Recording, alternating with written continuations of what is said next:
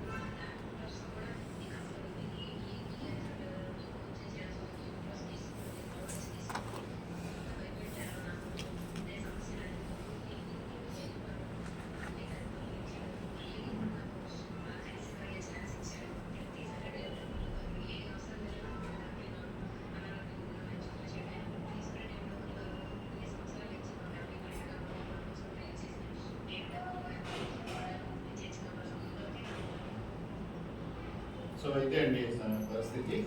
ఫస్ట్లో అమ్మాయికి పెళ్లి విషయంలో అన్ని మనం ప్రార్థన సహాయం మనం చేసింది ఏమి లేదు కానీ అయితే దేవుని కృపను బట్టి వాళ్ళు పెళ్లి చేసుకోవడం పాప విషయంలో కూడా అప్పటికే అమ్మాయికి ఒరిజినల్ ఏదో ప్రాబ్లమ్స్ ఉండేవి, గర్భసంచిలో ఫైబ్రాయిడ్స్ ఉండేవి, గడ్డలు ఉండేవి. అప్పటికే గర్భసంచి తీసేయాలంటే చూద్దాం ప్రాణాలు తీసుకెళ్దాం అనే దాంట్లో మనకు పరిచయం అయినా ప్రార్థన చేస్తే అక్కడ కూతురు ఫస్ట్ టైం ఇక్కడ కర్ణాటకలో జరిగింది. అప్పుడు కూడా వెళ్ళాను మళ్ళీ అప్పుడే అంటే అంత ముందు నుంచి కూడా వాళ్ళు ప్రార్థన చేసినప్పుడు నేను అనేవాడిని ఇలాంటి అమ్మాయి అమ్మాయి అమ్మాయి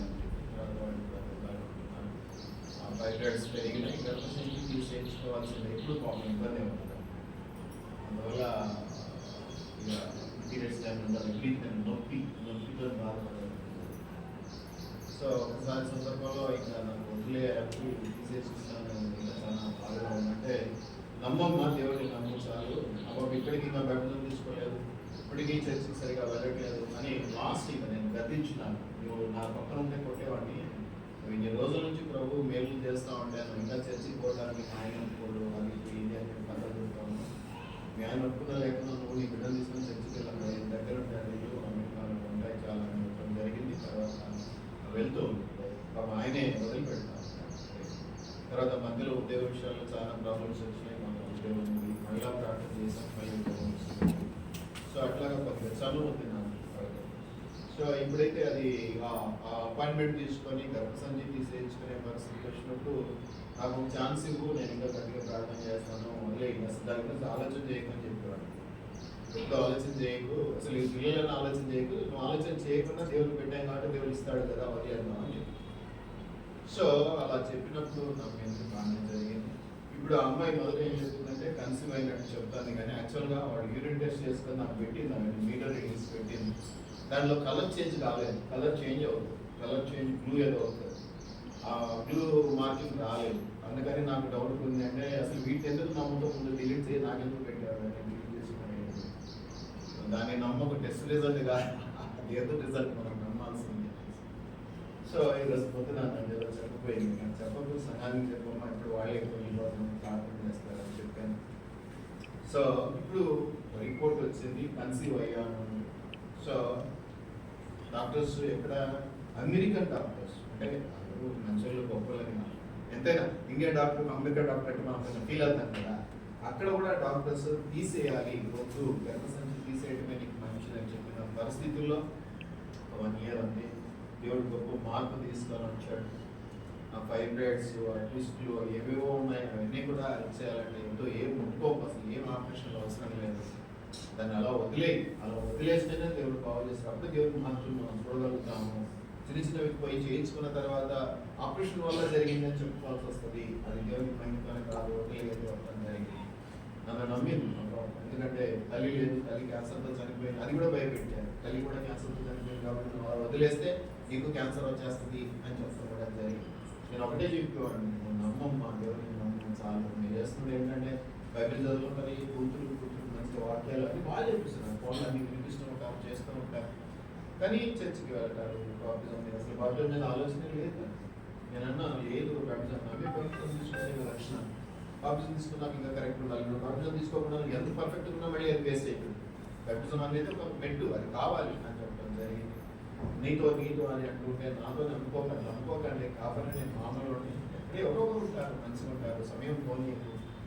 ఏదో ఒక చర్చికి వెళ్ళి అలవాటు అక్కడ తీసేసుకోమని చెప్పాను కాకపోతే కొంచెం మంచి చెడ్డ చూసుకోమని చెప్పాను